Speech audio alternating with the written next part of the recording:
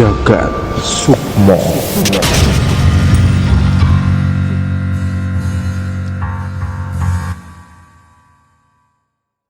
Halo warga-wargi Jagat Sukmo, selamat datang kembali di channel ini. Kali ini bersama gua Adit Pramudio dan gua Brisena. Iya, kali ini kita mau ngebahas sesuatu.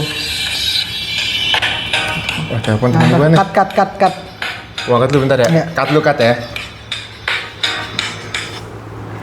Halo bro.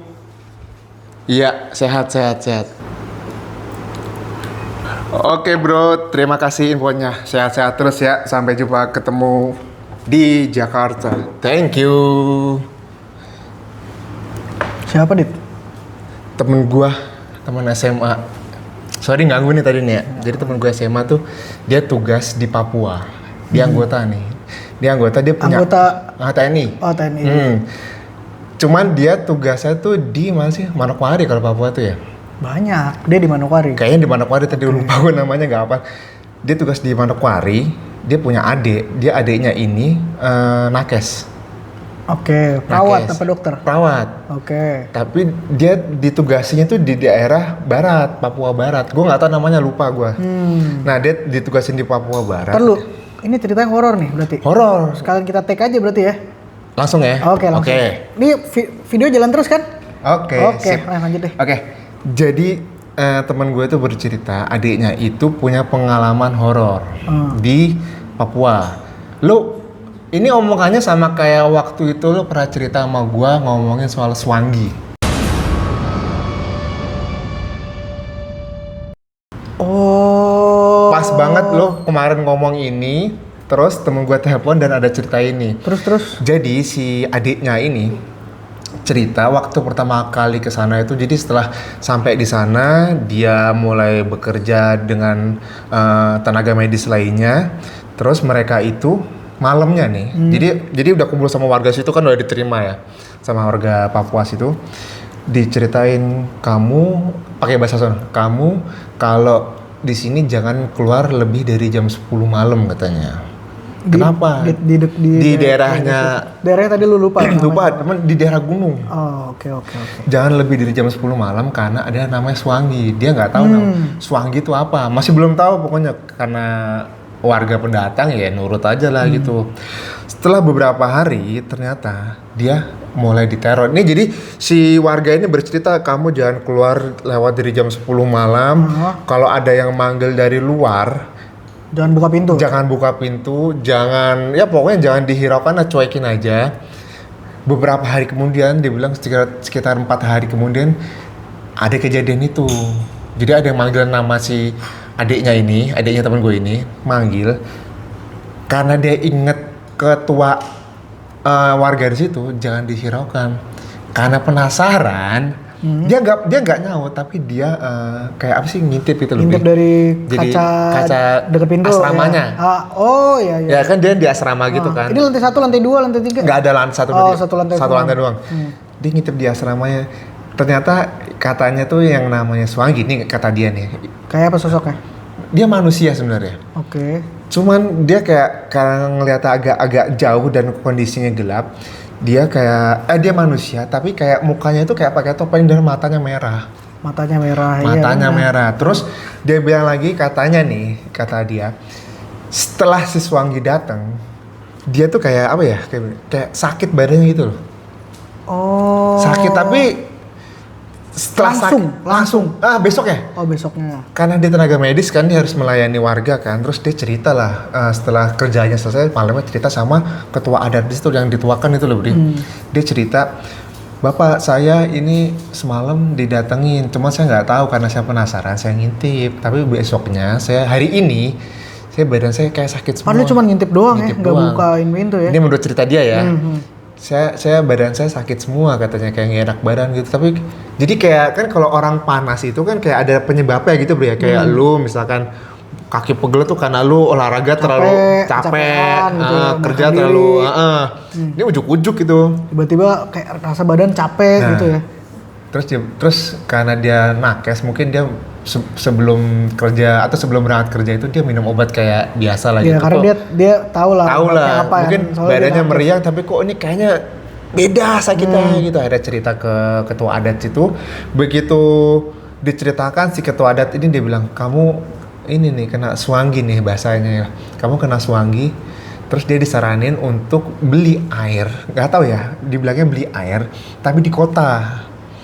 Beli air apa nih? Nah, Air. gue nggak tahu, dia bilang kayak air, jadi di dalam botol ini loh, Bri, botol air mineral. Oh, air doa kali ya? Mungkin.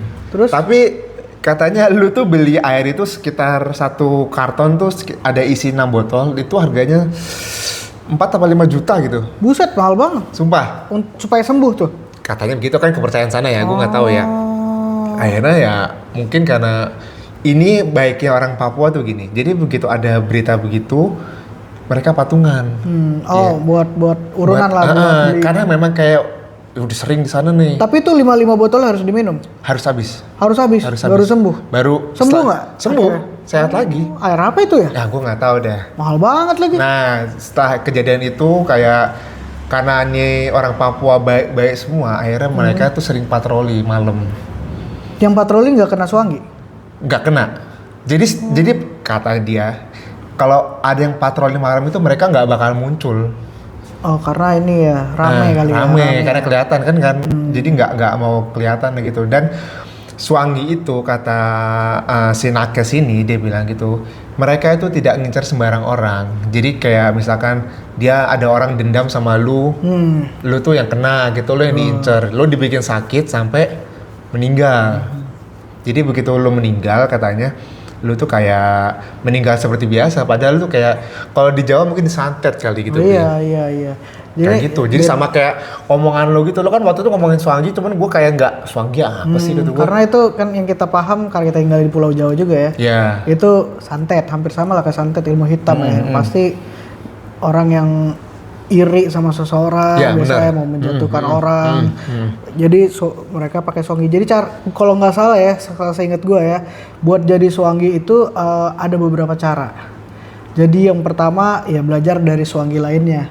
Jadi suanggi itu kan ini kan, berarti. Iya berguru. Jadi kayak dia anggaplah dia dukun ilmu hitam, dukun santet gitulah suanggi. Tapi ada juga yang percaya kalau suanggi ini sebenarnya iblis atau roh jahat.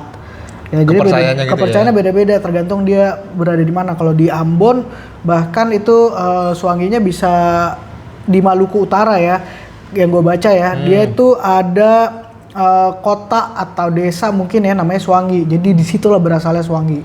Oh ada namanya Suanggi. Bahkan wujudnya tuh bisa jadi perempuan cantik atau pria ganteng gitu. Ya, jadi nggak menakutkan sama sekali. Tapi dia memiliki ilmu hitam. Nah tadi kan satu caranya belajar dari Suanggi. Dari orang lain ya. Terus ada juga yang bilang dia harus ketika belajar ilmu itu harus memutilasi tubuhnya dan harus berhasil hidup kembali setelah dimutilasi. Nah, ketika dia udah hidup kembali, dia udah pasti jadi suanggi. Itu yang di daerah mana itu? Aduh, kalau daerahnya nggak tahu. Ya, pokoknya semuanya suanggi itu cuma di daerah Indonesia Timur. Ya di Papua, di Ternate, di Alor, di Maluku Utara. Pokoknya dari timur tuh terkenal. Jadi teman-teman yang nonton kita kalau mungkin berasal dari Indonesia Timur, coba dikonfirmasi nih, bener nggak keberadaan suanggi itu populer di daerah kalian, gitu. Terus suanggi juga tuh ada 2 metode dia untuk istilahnya menaklukkan targetnya ya, membunuh targetnya. Yang pertama adalah dengan cara namanya doti-doti. Doti-doti itu yang mirip sama santet. Jadi dia bisa dari jarak jauh melukai atau mencelakai korbannya. Ya dengan cara memasukkan benda-benda asing seperti kayu-kayu, daun-daunan dimasukkan ke dalam tubuhnya dengan cara gaib ya.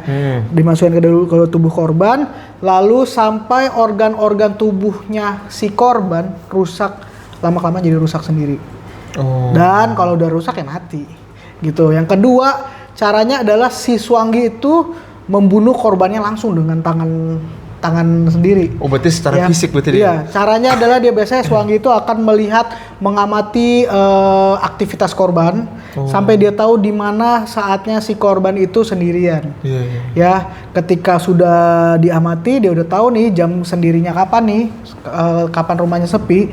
Korban itu akan dilempar batu kerikil atau tanah lah, pokoknya sesuatu yang kecil yang padat dilempar tapi udah dimantrai dulu. Jadi ketika kena ke korban, si korban langsung tidak sadarkan diri. Nah di saat itulah Swangi masuk ke dalam rumahnya, langsung disiksa, dipukulin, ditendang, diremukin tulangnya, dihancur-hancurin lah pokoknya tuh korbannya. Mati dong, ya mati.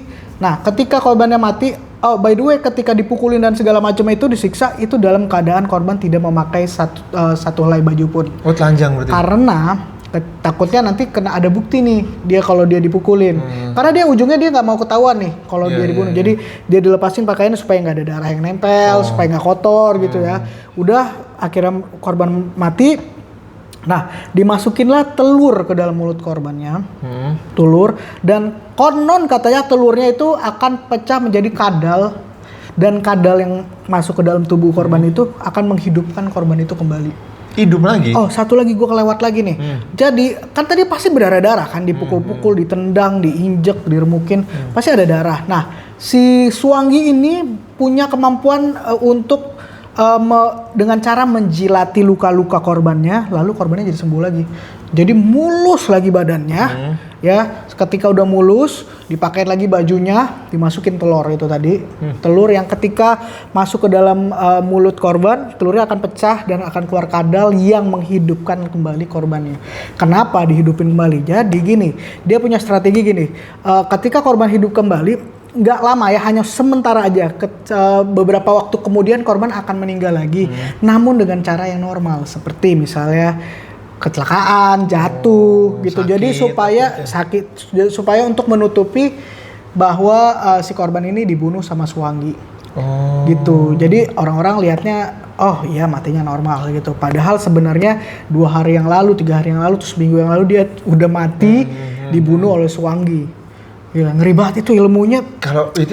Kalau yang si adiknya teman gue ini, si Nakes ini, dia ceritanya menghabisi lawannya itu tanpa disentuh. Oh, berarti dia pakai yang tadi nama pertama, Doti, santet lah ya. Santet. Bahasa kita ya. Nah, tadi gue belum selesai. Jadi ketika udah dikubur, konon Swangi akan menghampiri kubur si korban untuk mengambil telur tadi tuh yang dia masukin. Secara gaib. Nah makanya di daerah-daerah sana tuh kadang-kadang, tapi di orang Betawi juga sih, kadang-kadang kubur itu setelah orang dikubur jasad, biasanya ada orang-orang terdekat atau keluarga atau orang-orang itu yang jagain. Bener. Itu supaya nanti mayatnya tidak dipakai untuk ritual-ritual, atau salah satunya untuk dijaga supaya nggak diambil lagi sama Swangi. Iya bener, sama ceritanya. Selain mau diambil, ada 2 versi, ada banyak versi lah. Jadi Swangi akan datang lagi ke kuburannya untuk ngambil telur itu, atau bahkan Swangi kadang-kadang mengambil kepala si korban. Gitu. Gila serem banget. Terus, nah uniknya lagi nih, si Swangi ini akan menari-nari selama 7 hari ketika dia berhasil membunuh korbannya. Dia akan menari-nari selama 7 hari 7 malam di depan rumah korban itu. Aneh sih kan? Aneh kan? Dia berani gitu. Maksudnya berarti dia terang-terangan kan? Tapi ngapain dia mesti tutup-tutupin sampai dihidupin lagi kan? Iya gitu. Jadi itu Swangi. Nah ada lagi Swangi di Maluku tadi gue udah bilang ya. Nah di Ternate itu lebih lucu lagi. Swangi itu kadang-kadang dia melakukan praktek kanibalisme. Jadi dia kalau dari versi orang-orang Ternate, Swangi adalah para pelaku kanibalisme. Beda lagi versinya. Nah si Swangi ini juga nih ya, yang dipercaya dia bisa berubah bentuk, Dit. Jadi dia bisa misalnya jadi cicak. Aneh. Supaya apa? Supaya bisa gampang masuk ke rumah korbannya. Tapi cicaknya bentuknya kecil apa gede? Ya itu nggak tahu tuh. Semoga di sini nggak ada Swangi sih ya. Gitu. Sih. Jadi, tapi berarti yang ini kan arah timur ya. Apa cerita Swangi ini ya? Berarti kan dari NTT Alor, Ternate itu sama Papua kan beda-beda versi ya? Beda-beda versi, tapi mirip-mirip lah pokoknya. Pelaku ilmu hitam. Terus sudah pasti untuk membunuh korbannya dengan cara santet lah kalau kita sebut. Tapi dari cerita adiknya teman gue ini, semuanya itu karena ngiri, apa sih? Biasanya mungkin mungkin ada kasus-kasus tidak senang sama lawannya. Lawannya. Cuman yang gue bingung adalah kenapa si nakes ini digangguin ya? Mungkin kenapa ada orang baru apa gimana mungkin ya? orang baru kali ya. Karena sebagai orang ancaman baru, atau bisa gimana jadi ya? ancaman. Kita nggak tahu ya kondisi di sana ya. Kita kan nggak tahu latar belakangnya kayak apa. Mungkin nakes itu jadi orang kepercayaan di rumah sakitnya atau bagaimana? orang kepercayaan ketuanya ya? Iya, Ketua gitu. Pasti adalah semua orang ada aja yang sirik sama kita aja ada yang sirik pasti kan. Iya. Ya tapi ya semoga kita jangan sirik lah sama orang lain. Harus bersyukur dengan apa yang kita punya gitu. Nah, dia juga bisa terbang, Dit. Iya. Konon dia terbangnya pakai pelepah pisang. Gue punya nih videonya nih ya. Kita tonton bareng-bareng mau nggak? Jadi ini lucu sih. Ini diduga adalah Swangi. Tapi dia jatuh karena nyangkut di kabel. Aneh. Nih ya, kita tonton aja ya. Sip. Ya inilah setan di Alor, di Kompleks Roxy, Wetabua. Dia terbang malam-malam, baru terdapat kamera. Swangi Alor, malam-malam berkeliaran. Ya. Nah, lu udah lihat kan tadi videonya? Kayak layangan. Kayak layangan, jadi banyak yang komen itu juga layangan. Tapi ini bisa jadi gambaran lah buat kita, kira-kira kayak gitu. Matanya merah dan terbang gitu. Betul. Ini Swangi sih, gua tuh baru tahu Swangi ya, baru tahu ceritanya, terus pas banget dapat telepon dan lu sebelumnya udah cerita, ternyata Swangi itu sebenarnya adalah sosok orang yang memiliki ilmu hitam. Gitu. Kalau di Jawa mungkin santet. Kalau di Kalimantan tuh apa namanya? Gue pikir tuh dulu ini kuyang. Swangi itu kuyang gue pikir. Oh, kalau kuyang kan di Kalimantan. Iya, gue pikir itu kuyang. Ya. Apa ya kalau di Kalimantan gue sebutan lupa juga sih. Ya pokoknya di setiap daerah banyak lah. Beda-beda. Cuman kalau kita namanya disebutnya santet. Gitu, ya. Nah yang uniknya, bukan unik sih. Jadi si nakes ini cerita, dia bilang gitu. Jadi pernah ada satu hari itu si Swangi itu kepergok. Bukan kepergok, jadi kan lagi patroli rame-rame. Jadi setiap orang di kampung itu selalu setiap malam tuh kalau itu bawa parang, bawa panah. Jadi buat senjatanya mereka nih buat patroli. Kepergok, dikejar sama warga, ngilang. Oh iyalah. Abis ngilang itu baru lapor ke ketua adat, terus ketua adat baru ngomongin ke para nakes-nakes ini, kalau keluar jangan lebih dari jam 10 malam, terus kalian kalau mau pergi-pergi jangan sendirian ke toilet, jangan sendirian, minimal berdua. Dan selalu harus hati-hati dan waspada, dia bilang gitu. Oh, kata gue agak-agak mengerikan juga. Cuman buat warga sana tuh kayak udah biasa. Udah biasa karena ya udah jadi urban legend. Urban legend. Tapi gue mencoba melihat ini dari sudut pandang yang lain ya. Terkadang ya ada juga ini gue sempat baca lah di artikel atau di jurnal, gue lupa. Ini kebetulan ilmunya adalah ilmu antropologi, Dit. Ya, jadi menurut pakar antropolog, namanya antropolog lah ya kita sebut. Dia bilang gitu, kasus-kasus yang seperti ini, kematian akibat santet, kematian akibat Swangi gitu kan, itu adalah kematian yang tidak ada penjelasannya secara medis kan. Iya betul. Ya, kadang-kadang itu dipakai oleh masyarakat. Ini nggak semua masyarakat ya.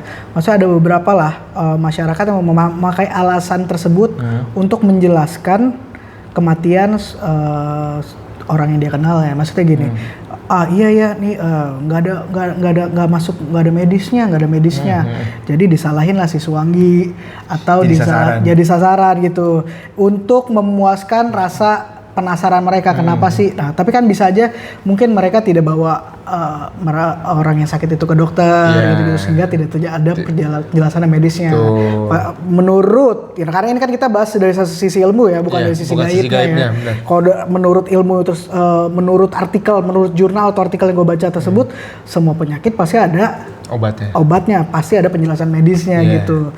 Namun terkadang ada orang-orang yang menghindari untuk ke dokter, untuk pergi ke rumah sakit, akhirnya menyimpulkan bahwa ini mati karena Swangi atau ini mati karena disantet. Gitu-gitu. Kebanyakan begitu sih ya. Kebanyakan yang beredar di masyarakat ada yang seperti itu, ada juga yang tidak seperti itu sih. Jadi, tapi menurut gua itu ini adalah, walaupun ini entah benar atau tidak ya, menurut gua bisa jadi sebuah cerita yang seru sih kalau kata gue, jadi kayak Betul. variasi cerita horor sih. Benar-benar, Kalau karena kata gue ternyata Indonesia itu kan luas banget ya. Ini aja santet aja namanya bisa beda-beda di tiap negara. Suwangi aja ceritanya berbeda-beda di tiap kota. Di setiap kota beda-beda. Iya, di Ternate beda, di Maluku Utara beda, di Papua beda lagi. Jadi kayaknya kalau kita bahas horor tuh nggak bakal habis topiknya sih. Ya kan? Jadi untuk membahas horor di Indonesia itu banyak. Banyak banget nih dan seru semuanya dan menarik sih karena gue suka misteri gitu. Ya, yoi, mantap. Iya, jadi buat kalian nih ya yang dengerin kita nih tentang Suwangi nih, kalau kalian mau nambah-nambahin atau ada yang salah kali ya mungkin yang tadi kita omongin, kalian boleh di kolom komen, kalian revisi aja. Kalian kalau kalian punya cerita sendiri tentang Suwangi, kita bakal happy banget kalau kita bisa baca cerita kalian di kolom komen ini ya, guys ya. Oke. Terima kasih sudah menonton Jagat semua. Sampai ketemu lagi di episode selanjutnya. Dan bye-bye.